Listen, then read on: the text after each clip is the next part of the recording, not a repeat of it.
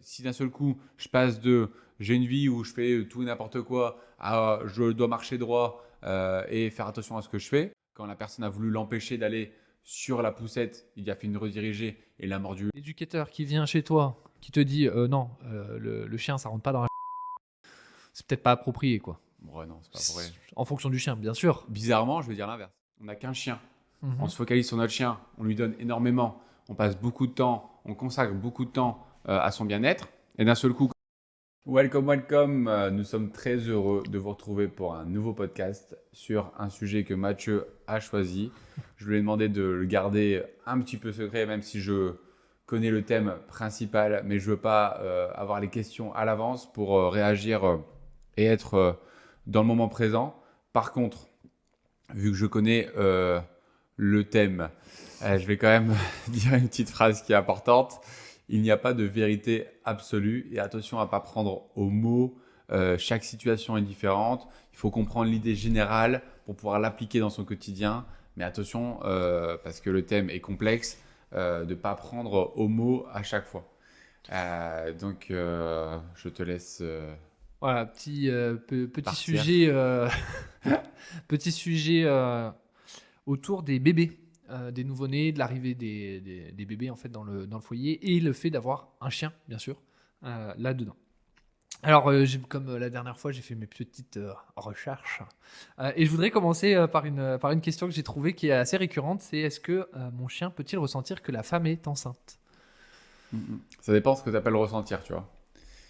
Ça dépend ce que tu appelles ressentir. Ressentir, est-ce que le chien se dit elle porte un bébé? Ça serait l'anthropomorphisme. Mhm. Ça, c'est pas forcément en fait réel à mon avis. Maintenant, est-ce que mon chien sent qu'il y a des changements d'hormones, des changements émotionnels, des changements physiologiques? Est-ce que du coup ça le perturbe, ça rajoute des variables pour lui et que ça lui complexifie un petit peu sa vie? Oui, ça c'est sûr. Maintenant, c'est encore plus difficile pour lui parce qu'il ne sait pas en plus à quoi ça aboutit et il ne sait pas l'exactitude de la chose.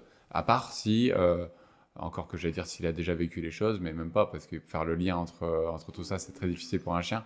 Donc, ouais, voilà. Il comprend qu'il y a des changements qui se passent, mais il ne sait pas que c'est un bébé. Voilà, effectivement, j'en suis arrivé au même point que toi. Alors, j'en savais rien du tout avant de faire la Ouais. recherche, hein, mais oui, effectivement, il peut sentir l'approche de différentes hormones. Alors, je vais pas donner des noms barbares, parce que même moi, bon, hein, j'y comprendrai pas grand-chose. Mais voilà, il voit forcément les changements hormonaux, visuels, hein, puisque forcément il y a le. C'est ça. Mais de là à faire le lien, enfin en tout cas, aucun autre éducateur ne dit qu'il y arrivera, quoi. Donc voilà, donc on va pouvoir atteindre le sujet qui nous intéresse, hein. C'était Mm. la petite question que j'avais trouvée qui m'a fait marrer. Mais voilà, donc la première question qu'on se pose et que j'ai beaucoup vu, c'est comment bien préparer en fait l'arrivée du bébé auprès du chien en fait. C'est comment est-ce qu'avant que le bébé arrive, qu'est-ce que moi je peux faire en tant que personne pour que le jour J ça se passe bien quoi. Bah, déjà, en fait, je vais partir à la base. C'est déjà, est-ce que mon chien est assez bien éduqué pour que lorsque je vais recevoir le bébé, lorsque je vais accueillir le bébé, je vais pouvoir codifier les choses facilement et fluidement. Parce que le problème, c'est que si mon chien se gère pas, il n'a pas l'habitude d'obéir et de gérer un petit peu, de se concentrer un petit peu, et que lorsqu'il y a le bébé, là par contre, je vais demander de ne pas sauter, pas de mordiller, de ne pas lécher excessivement, de ne pas sauter dans le canapé, de ne pas courir bêtement, tête baissée à travers la maison parce qu'il y aura le bébé qui sera en train de gambader à un moment donné. Si d'un seul coup, je passe de j'ai une vie où je fais tout et n'importe quoi à je dois marcher droit et faire attention à ce que je fais, il pourrait faire le lien avec le bébé. Depuis qu'il y a le bébé ou autour du bébé, il y a toujours de la pression, il y a toujours du cadre, il y a toujours en fait, ils vont changer de comportement depuis qu'il y a le bébé. Et du coup, à force, ça pourrait créer un mauvais message en lien en fait avec le bébé. Donc le premier message, je pense qu'il faudrait mettre en place, c'est euh, est-ce que mon chien est apte à vivre avec un bébé? Est-ce qu'il est assez bien éduqué pour vivre avec un bébé? Et pour ça, il faut faire des changements avant d'avoir le bébé, anticiper un petit peu le fait que peut-être que je vais poser le bébé sur le fauteuil pour le changer. Il ne faut pas que mon chien il monte comme une brute sur le fauteuil. Peut-être que je vais m'asseoir par terre pour habituer mon chien à ce qu'il ne vienne pas me lécher la tête, à ce qu'il ne vienne pas me sauter dessus, à ce qu'il ne fasse pas n'importe quoi quand je suis par terre. Parce que c'est ce qui va se passer avec le bébé. Et ainsi de suite, essayer d'anticiper un petit peu tous les passages à ce moment-là. D'accord ? Et après, au-delà de l'éducatif, c'est bien évidemment l'environnement, la gestion de l'environnement. C'est-à-dire où je vais positionner mon chien, où je vais mettre son panier, où je vais mettre ses gamelles, où je vais mettre ses jeux, ou est-ce que je vais lui faire un coin sécuritaire ? Est-ce que ce coin-là, je vais laisser mon bébé aller dedans ou pas ? Il y a plein de questions à se poser en fait là-dessus pour que ça devienne en fait sécurisant, que ça devienne quelque chose de plus fluide pour tout le monde. Ouais, donc là, on est direct parti dans l'éducatif, hein, forcément.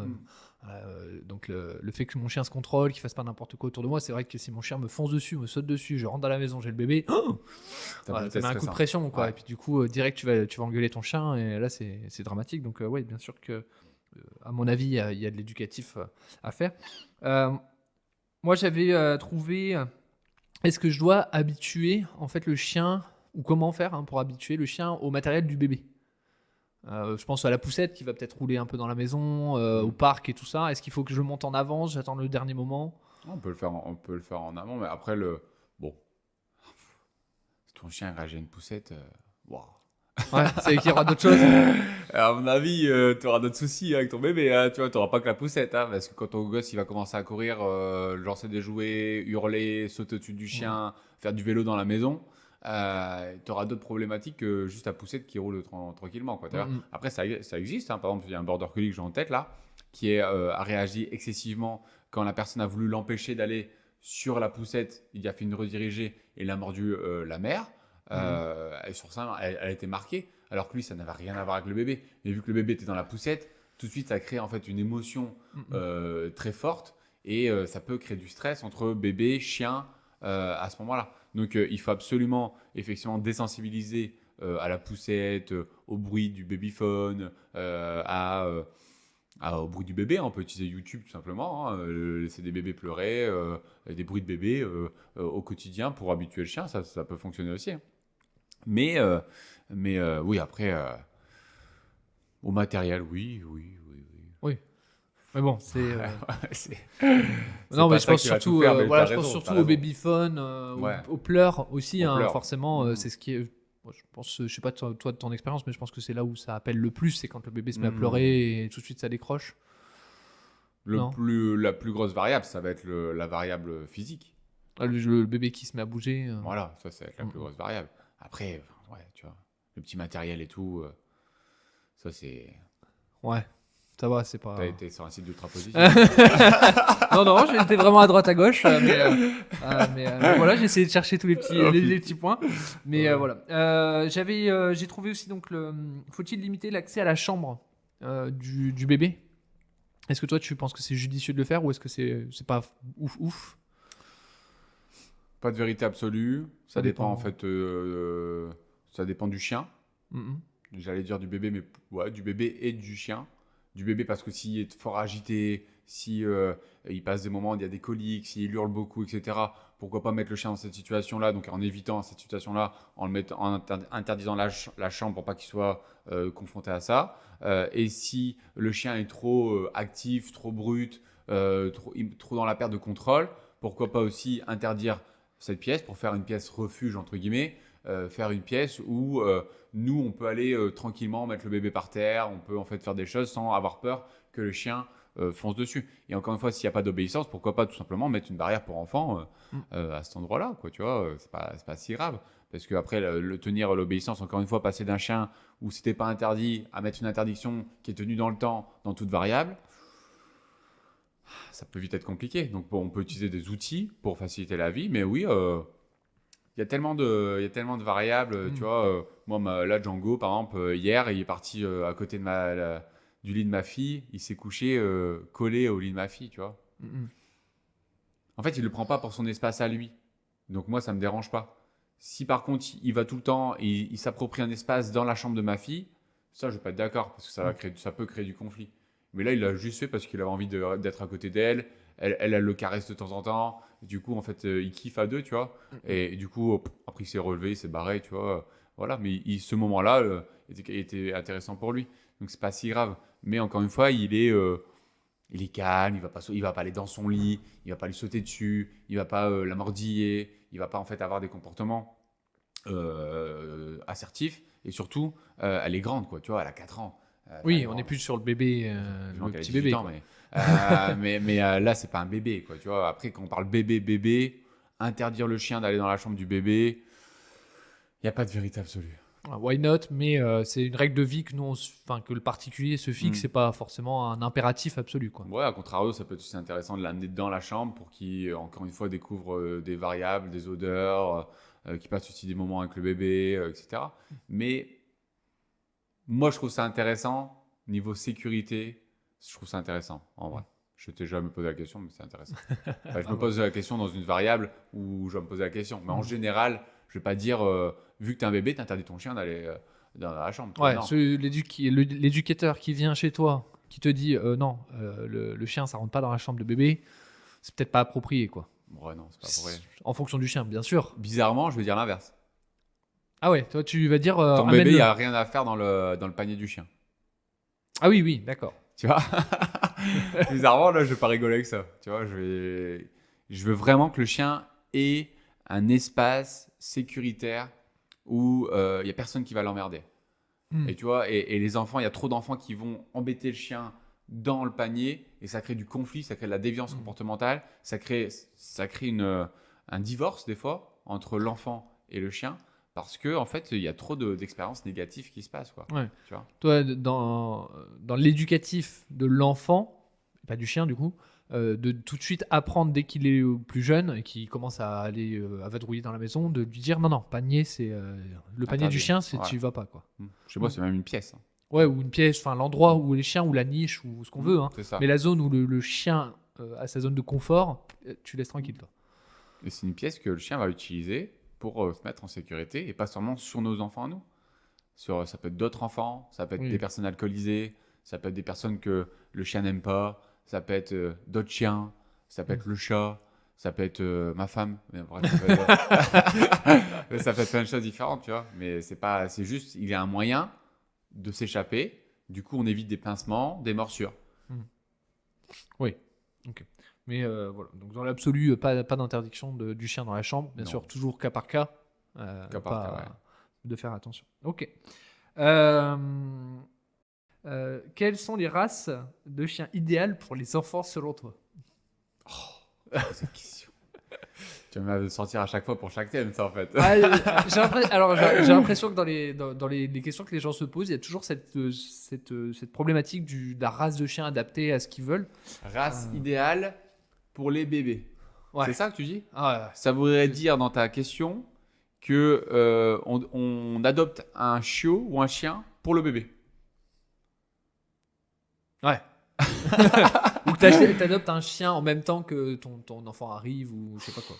Oh, ça, c'est un débat aussi, ça. Ouais. Si Je tu veux, on comptais peut- te lancer après, mais Non. on peut direct aller dessus parce que. Ça, c'est un débat aussi parce que adopter un chiot et avoir un enfant en même temps, quelle difficulté niveau temps, niveau énergie, niveau stabilité émotionnelle pour l'adulte, pour tout le monde. C'est compliqué, c'est très compliqué. C'est comme avoir des jumeaux, des triplés. Voilà, laisse tomber, hein, t'as plus de vie, hein. Donc après, si tu as l'envie et tu as le temps, Ouais. avec grand plaisir, d'accord. Mais bon, je trouve que c'est une erreur, hein. C'est le chiot qui va subir, forcément. C'est forcément le chiot qui va subir. Tu vas pas prendre le temps de l'emmener, de le faire découvrir le monde, de l'éduquer au quotidien, parce que ton bébé va prendre beaucoup de temps, beaucoup d'énergie, et c'est pas forcément viable pour moi, quoi, tu vois, de faire les deux en même temps. Je trouve ça compliqué. Enfin, il y a forcément le chiot qui va subir. Ouais. À part si tu es un excellent humain. Mais Ouais. Au-delà d'être un excellent humain, ouais, il faut du temps, beaucoup de temps parce que bon, un chiot ça prend du temps, un enfant ça prend encore plus et en C'est plus ça. c'est ton enfant quoi, t'as envie de passer du temps avec donc. c'est ça. Mais, On était sur quoi avant, du coup? Ah oui, sur ouais, la la race. race, les Donc, races de chiens. Déjà, idéales. on prend pas un chiot ou un chien pour son enfant, ou encore moins pour son bébé, Mhm. encore moins. Et après, il n'y a pas de race. Ça dépend de l'individu plus que de la race en fait au final. Bah oui, c'est ça. Et puis, ça dépend pas du bébé. Mm. Ça dépend des parents, de l'adulte.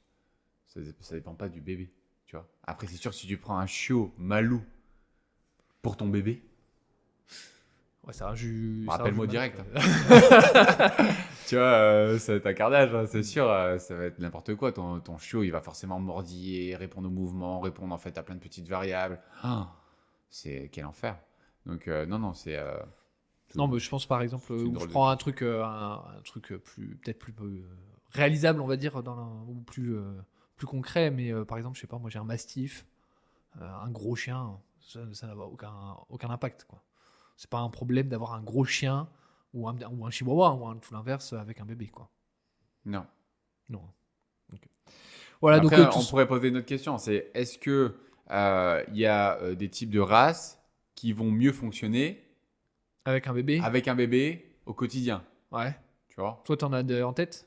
Bah, c'est juste qu'une race qui aura moins d'énergie, qui sera plus stable émotionnellement, va être beaucoup plus facile au quotidien parce qu'elle va se familiariser beaucoup plus rapidement et elle va s'adapter plus facilement, quoi, d'accord? Mais une race active va forcément avoir envie de répondre aux mouvements de l'enfant, ce qui va créer des situations beaucoup plus complexes à gérer. Ouais, un chien qui a fait enfin un chien de troupeau par exemple, ouais, il va courir Tous les après le chiens de gamin, quoi. berger, Ouais. les chiens de chasse, et après, bizarrement, si tu prends aussi à l'inverse des chiens très craintifs, ça peut être aussi au début un petit peu complexe. Ouais. Tu vois, d'ailleurs, on va faire un chien là. J'ai été appelé tout à l'heure pour un chien, un petit chihuahua croisé qui est en divorce avec l'enfant de la famille de 15 ans.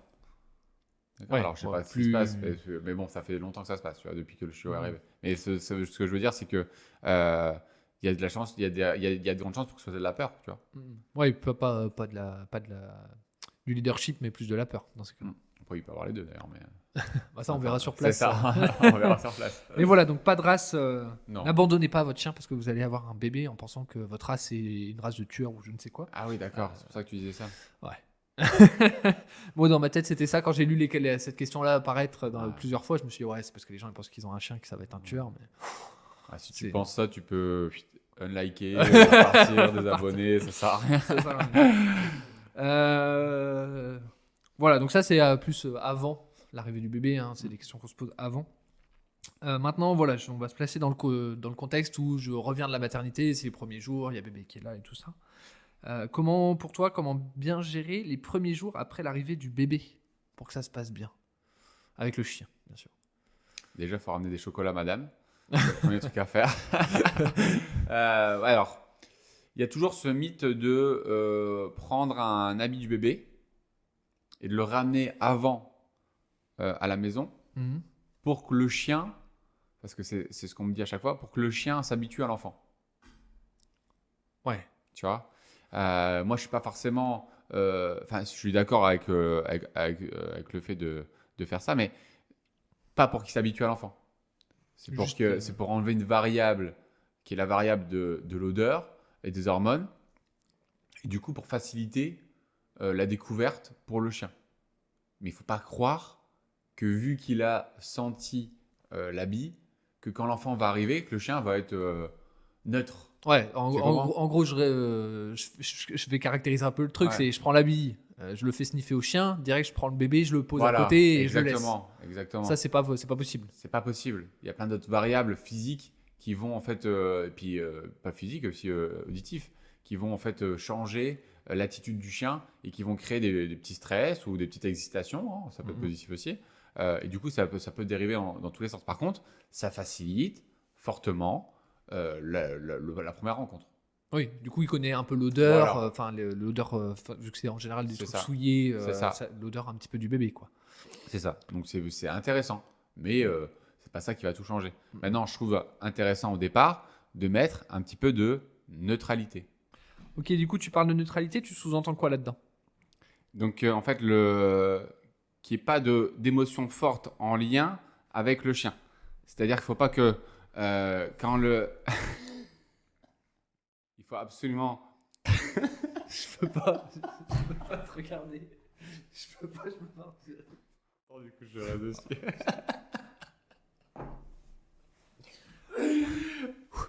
Vas-y, enfin, vas-y. C'est ouf. Ouais, c'est la première fois que ça nous arrive, mais On n'arrive pas à repartir. En vrai, on a un petit problème de caméra et on n'arrive pas à repartir. En gros, depuis tout à l'heure, on essaie de redémarrer en fait, on rigole. On rigole. En fait, les Go, elles ont surchauffé. Ça faisait un moment que ça nous était pas arrivé en plus. C'est vrai. Et du coup, là, on a énormément de mal à repartir. Parce que ça doit bien faire 10 minutes qu'on se marre.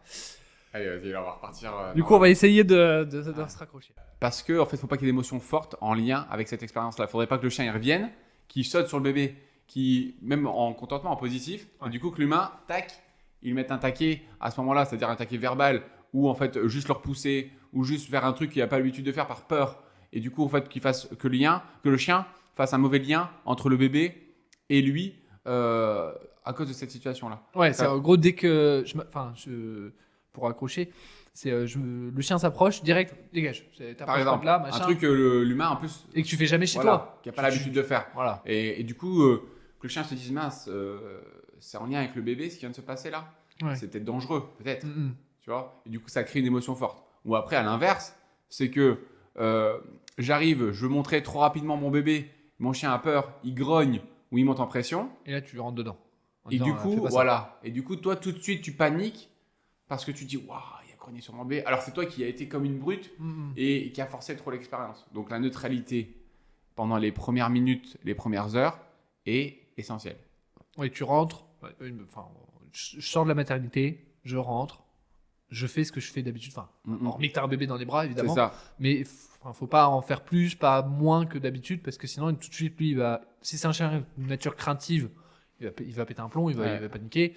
Et si c'en est un qui a un petit peu de caractère, il va tout de suite défendre en disant mais c'est quoi cette merde, quoi. On peut utiliser par contre la laisse en la laissant traîner par terre, par exemple. Si mon chien est un peu brut, il saute, je sais qu'il va être un peu excessif, je peux peut-être laisser une laisse pendant 2-3 jours traîner par terre au cas où pour pouvoir le rattraper facilement et pouvoir marquer les choses beaucoup plus facilement, beaucoup plus clairement pour le chien. Donc ça peut être une idée. Après, effectivement, dans le quotidien, il faudra faire attention du coup aux petits mouvements, aux cris, aux petites variables du coup que le chien va devoir encaisser, il va devoir se réhabituer et ça va prendre du temps. La chance avec un bébé, ça évolue très lentement. Donc le chien a le temps de s'habituer à chaque phase. D'accord. Donc les pleurs, après ça va être en fait quand il va commencer à marcher, à faire du 4 pattes, à marcher, après ça va être courir, après ça va être faire du vélo, après ça va être sauter, etc. etc. Mais c'est dans le temps, ça se fait vraiment dans beaucoup de temps. Du coup, en fait, le chien a vraiment prend l'habitude et s'adapte beaucoup plus facilement à ce moment-là. Ok. Lors de la première mise en contact, du coup, tu la fais pas tout de suite en rentrant, mais qu'est-ce que comment toi tu ferais pour mettre, en général, c'est un petit peu idyllique, mais tu vois, tu prends le bébé, tu le montres au chien et tout. Toi, tu le ferais comment cette étape-là, parce que c'est quand même une étape importante pour le foyer, parce que toi, en tant qu'être humain, tu as envie de montrer le bébé quand même, de voir comment ça va se passer, et pour le chien, c'est quand même important de voir visuellement aussi le bébé. Comment toi, tu gères ce tout premier contact entre les deux? D'abord, je m'assois par terre sans bébé. Ouais. Je regarde comment mon chien réagit, par exemple. S'il n'est pas excessif et qu'il se comporte bien, je fais la même chose avec bébé, pour qu'il puisse venir nifler. Après, je pourrais le faire dans le fauteuil. Mais il y aura moins de... Toi, tu parles vraiment de contact physique. Ouais, la truffe, elle va vraiment aller au bébé, quoi. C'est ça. Moi, je suis plus pour le fait que ce soit le chien qui se rapproche que l'inverse. Je suis plus pour que... de voir mon chien arriver tout doucement vers moi que de moi aller avec le bébé. Ouais, tu vas pas faire tiens, regarde, quoi. C'est ça. Là, je vais plus l'inviter à venir et en plus je vais pouvoir anticiper. C'est-à-dire que s'il arrive comme une brute, encore une fois, je vais pouvoir vite l'arrêter. S'il arrive lentement, je sais que ça va bien se passer. Du coup, je peux le proposer en fait facilement. Il va juste nifler tranquillement. Voilà. Après, encore une fois, c'est jusqu'où je vais mettre le contact. Et ça dépend encore une fois du chien qui est en face. Est-ce que je vais autoriser le léchage? Est-ce que je vais le laisser nifler partout? Est-ce que je vais juste faire un petit niflage de 2-3 secondes et après je recommencerai plusieurs fois 2-3 secondes au lieu de faire un grand niflage de 30 secondes. Ça dépendra encore de l'attitude du chien, du bébé.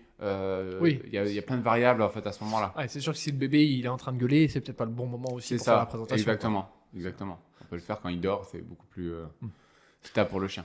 Ouais, ou un moment où il est calme, C'est ça. pour pas forcément réveiller bébé. Mais ouais. voilà, s'il est en train d'hurler, Je pense que bon, de toute façon, là, c'est de la bien-pensance, quoi. Mhm. Tu présentes pas un bébé qui pleure, qui gigote, c'est compliqué, C'est quoi. ça. Et pour ceux qui ont vraiment peur, on pourrait en fait associer le bébé à quelque chose de positif.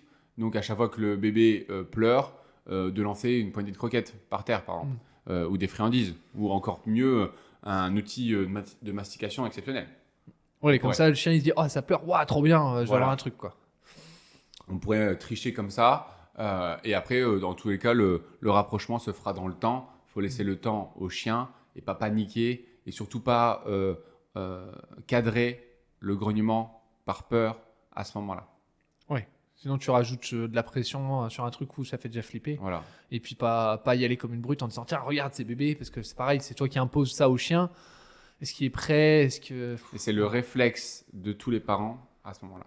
Ouais, bah ouais, forcément, tu protèges ton enfant. C'est ça. Tu C'est prends clair. ça comme l'assertif alors que lui, juste, il prévient Mm. qu'il est mal à l'aise et que c'est stressant pour lui. Ouais. Ouais, ouais, ouais. Encore une fois, bien comprendre la communication de son C'est chien ça. pour que tout le monde soit en sécurité dans le foyer, quoi. Ok.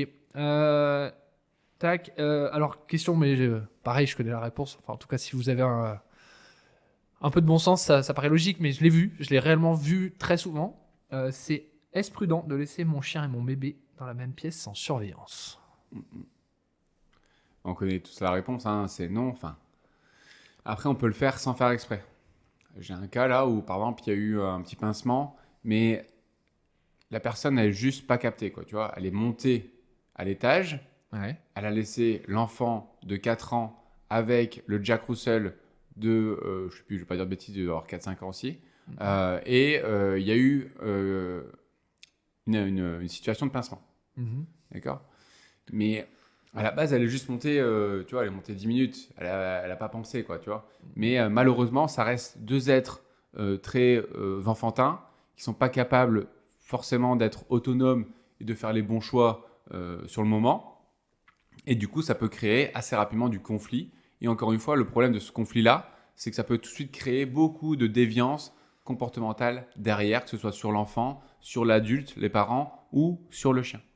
Parce que là, moi, après, je suis intervenu après ça parce qu'il y avait un divorce entre les deux qui était renforcé par les parents à ce moment-là. Forcément. Ils ne voulaient plus ils voulaient plus mettre en contact le chien Chien et et l'enfant parce qu'ils n'ont pas vu quelle situation. L'enfant a peur. Du coup, c'est le chien qui prend dans sa tronche. Du coup, le chien, il commence à flipper de l'enfant parce qu'il commence à pas comprendre qu'à chaque fois que l'enfant y arrive, c'est lui qui prend. Et ça crée un divorce. Oui, oui, bah après, enfin, normal dans un sens, réaction humaine, hein, c'est de C'est dire ça. j'éloigne le chien de l'enfant. Mhm. Parce que du coup, le chien, il dit bah ouais, mais si le gosse est là, c'est que moi je vais m'en prendre. Et du coup, il veut dégager C'est ça. le gamin, quoi. Du coup, vu qu'il grogne, eh ben, ça renforce L'enfant. encore plus l'attitude des humains et ça crée en fait un petit cercle vicieux qui renforce et qui crée une distance entre les deux individus de plus en plus forte parce qu'il ne comprend pas pourquoi ils sont engueulés à cause de l'autre individu. Ouais, Tu toi, vois. en tant qu'éducateur, tu dirais s'il y a eu morsure et que tout de suite on a peur de la réaction du chien, autant appliquer à quelqu'un de compétent pour pas laisser s'engrainer ça, parce que pour le coup, plus ça avance, et à mon avis, pire c'est. Je Oui. pense que- Puis il y a de grandes chances pour que ce soit la faute de l'enfant. La plupart du temps, c'est la faute de l'enfant. Oui, si le chien est bien éduqué, Ouais. on va dire, en général, il n'y a pas vraiment de. La plupart du temps, c'est de l'harcèlement, c'est l'enfant qui fait pas attention, il fait pas gaffe, quoi, tu vois. Mm. Après, il y a aussi des fois la faute du chien, mais des fois, souvent, c'est la faute de l'enfant qui fait pas attention, qui va embêter le chien alors que le chien était déjà en train de se barrer, en train de fuir, qu'en plus il lève les dents, en plus il continue de fuir et après il grogne et ça marche toujours pas. Parce que du coup, tac, il pince. C'est l'enfant qui porte le chien qui a pas forcément envie d'être porté. C'est je vais chercher l'objet dans sa gueule. C'est je vais chercher son os. C'est je me couche avec lui dans le panier alors que lui il a envie d'être tranquille et qu'il essaie de communiquer comme il peut et ça fonctionne pas forcément. Donc après, il augmente les signaux assertifs. C'est plein de situations comme ça. C'est de la non-expérience, hein, de la part de l'humain, enfin de l'enfant Mhm. humain, C'est ça. mais du coup, qui a une conséquence qui est assez prononcée après à terme. Et puis il comprend pas. Le chien est juste il part. Mais l'enfant comprend pas que cette fuite-là est quelque chose en fait de négatif pour lui et qu'il doit arrêter, il doit respecter cet individu-là. Mhm. Pour lui, c'est pas forcément logique. Ok, ok. Du coup, premier contact, on en a parlé. Donc, en plus, tu as répondu à ma question, puisque je parlais du niflage, enfin, du reniflage. Est-ce qu'on peut laisser renifler? Mais tu en as parlé. Ensuite, on va parler appeler un petit peu vite fait hygiène, parce que j'ai quand même eu 2-3 questions dessus. Une question, c'est est-ce que le poil c'est dangereux pour un bébé? Je pense plutôt au poil long qu'au poil peut-être court, mais les deux, Bah, à part s'il y a des allergies spécifiques, mais sinon, non. ça représente pas de danger particulier. Mm. S'il y a un peu de poil dans le canapé et que tu mets le bébé dedans, normalement c'est pas.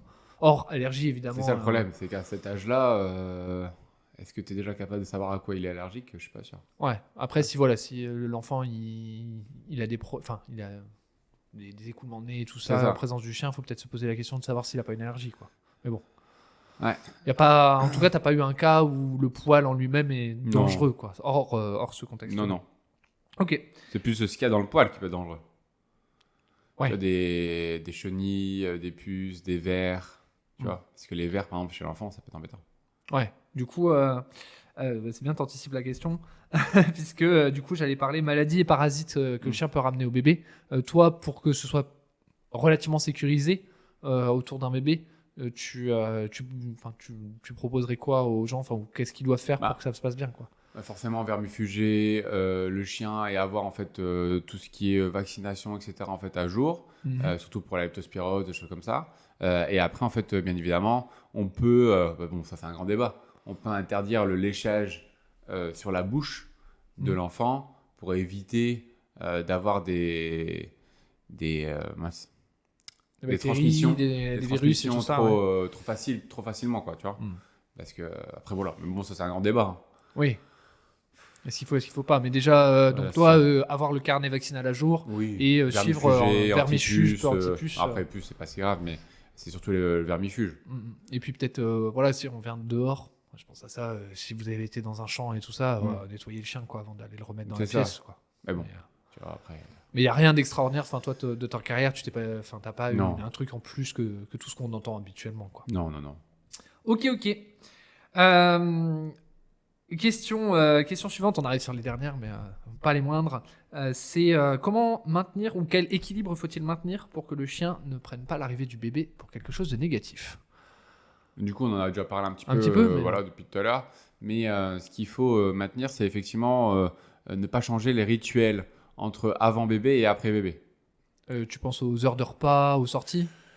Ça peut être les moments de jeu, les caresses, les sorties, ça peut être en fait l'alimentation, ça peut être plein de choses. On se rend pas compte, nous, quand on est jeune, on n'a pas d'enfant, on n'a qu'un chien. On se focalise sur notre chien, on lui donne énormément, on passe beaucoup de temps, on consacre beaucoup de temps à son bien-être. Et d'un seul coup, quand on a un enfant, Bam. bam, on change d'attitude, on se rend pas compte de la différence entre l'amour d'un chien et l'amour d'un enfant. On est jeune, on se dit, ouais, de toute façon, ça c'est mon bébé, ça c'est ma vie, quoi, tu vois. Ouais. Et tu as un enfant qui arrive et là, tu te dis, ah ouais, ça c'est ça de l'amour.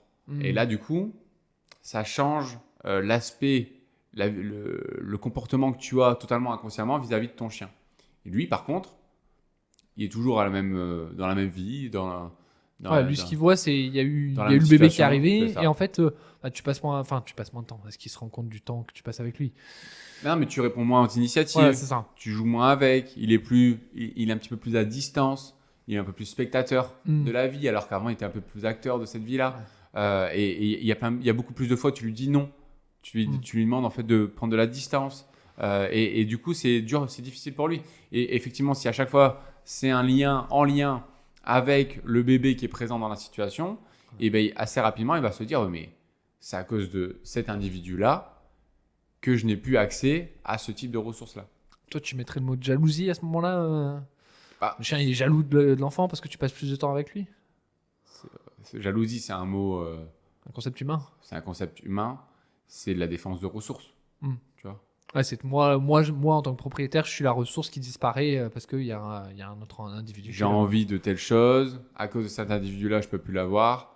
Du coup, c'est lui le problème. Donc, pour défendre l'accès à ma ressource, je dois dégager l'autre individu, quoi. Ouais. Ça, c'est comme ça que le chien le voit, en tout cas. Et encore, après, il faudrait voir si en plus l'émotion de l'humain n'a pas changé. Ça serait encore pire. Ouais, qu'il y a un rejet ou. Pas un rejet, mais tu vois que. Ouais, Ouais, c'est tout, c'est le chien, ouais, il est c'est là. le chien. Tu vois, alors qu'avant, Ouais, tu le sortais 15 fois par À jour. fond, Enfin, j'abuse, mais on passait du fond, temps ouais. à terre, à jouer, à s'éclater. Et depuis qu'il y a mon enfant, tout cet amour-là est rebifurqué sur l'enfant. Et le chien, lui, voit tout ça. Et là, c'est encore différent. Parce que là, c'est même plus de la défense de ressources. C'est juste que il se retrouve à une place hiérarchique, une place de chien qui est difficile pour lui à avoir. Alors qu'avant, il n'est pas du tout à cette. ouais, c'est pas la relation que tu avais créée. C'est ça. Et du coup, tu il changes change la tout d'un relation. coup, quoi. D'un coup sec. En C'est plus. ça. Après, on est bien d'accord que le vrai intérêt, c'est d'avoir quand même une bonne relation en fait, entre l'enfant et le chien. Pour ça, il faut un petit peu de neutralité, des expériences positives et des échanges positifs qui sont contrôlés par des êtres adultes. Ouais. Et après, quelqu'un qui maintient cet équilibre-là au quotidien. Et je pense que ça, c'est les parents, encore une fois. Oui. Bah, après, c'est pas un bébé qui vient d'arriver qui va maintenir Enfin, l'équilibre. je parle mais- bébé, je parle Et dans le enfant. temps. Quoi, Et tu dans le vois. temps, ouais, jeune Ouais, c'est enfant. ça. Mais ouais, je pense que. Enfin, moi, de ce que je lisais, hein, c'est. J'en reviens à ce que tu vas dire, enfin, ce que tu viens de dire, parce que c'est l'équilibre. Ils disent de pas changer trop les habitudes. Si tu sors ton chien tous les jours à 8 heures depuis X années qu'il est là, essayer de t'organiser pour qu'il y a au moins un des deux qui puisse sortir le chien à 8 heures. Pas plus forcément les deux. Si vous faisiez la balade à deux, bah ouais, il faudra peut-être qu'il y en ait un des deux qui aille le faire. Pareil, si tu nourris ton chien tous les jours à la même heure depuis 10 ans, s'il a 10 ans le chien, il faut essayer de garder ces horaires-là pour que ça le perturbe le moins. Mais encore une fois, c'est un équilibre. Si tu peux pas, une journée, le chien va pas devenir un tueur auprès de ton bébé. Non, c'est pas grave. Aucun rapport. Mais si tu t'arrêtes de le balader, déjà du coup il se dépense plus. Ouah, l'énergie qu'il va avoir dans la baraque, surtout si c'est un sportif. Du coup, il va foncer sur le B2 et du coup, il va se faire engueuler. Voilà. Si tu joues plus avec lui, il y a encore moins de dépenses et de contacts et tout ça, bah lui il va venir réclamer, tu vas peut-être l'envoyer chier alors qu'avant tu le faisais pas et tout ça. Et en fait tu romps l'équilibre que tu avais créé avec lui. Et puis là, effectivement, ça va partir en vrille. Il faut pas oublier que le bébé, du coup, va grandir, va devenir un enfant et qu'après, les enfants peuvent s'occuper du chien. Ils peuvent jouer à la balle avec lui, ils peuvent le brosser, ils peuvent lui donner à manger, ils peuvent en fait passer un moment câlin, ils peuvent en fait juste faire un petit peu de dressage, faire un petit peu d'éducation, d'obéissance. On pourrait en fait faire plein de choses avec l'enfant. Il n'y a pas de problème tant que c'est un petit peu encadré par un humain, par un adulte. Un enfant est un humain. Par un adulte, on pourrait en fait créer plein de choses différentes. Le but, c'est juste d'éviter que la relation bébé-chien se détériore dans le temps, ou encore pire, Directement. que dès l'arrivée du bébé, elle soit détériorée. Détérioré. On va s'en sortir. Oh là là, c'est vraiment pas la journée. Et du coup, c'est vraiment ça qui est essentiel. Après, tout va se faire naturellement. La plupart des humains sont assez intelligents pour le faire naturellement et pour que tout le monde retrouve sa place. Et c'est sûr qu'il faudra 15 jours, 3 semaines à retrouver un équilibre. Mais déjà, sans chien, juste on a un bébé, déjà, il faut retrouver un équilibre. Avec notre chien, c'est exactement la même chose. Il y a un équilibre à retrouver au départ. Et après, ça roule. Voilà. Bah, écoute. N'hésitez pas si vous avez des petites questions sur ce sujet à nous mettre en commentaire. On y répondra avec plaisir.